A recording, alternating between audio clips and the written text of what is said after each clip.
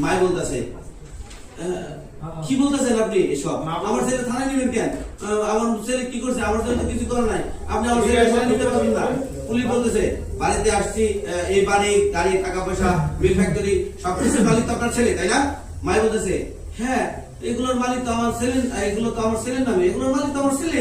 Police বলতেছে আপনার ছেলে কোম্পানি থেকে 500 কোটি টাকা লোন নিয়েছিল, এখন সে করতে পারছে ব্যাংক ডেট দেওয়া সত্ত্বেও আপনারা কোনো কানে তোয়াক্কা দেন নাই, কানে পানি নাড়েন নাই।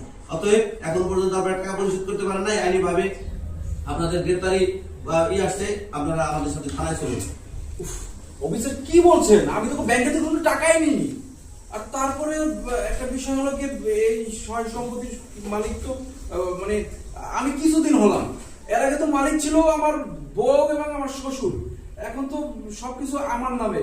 কিন্তু তারা যদি টাকা পয়সা উঠে থাকে ব্যাংকে থেকে, সে দায়ভার তো আমি নেব না, সে দায়ভার তো তাদের।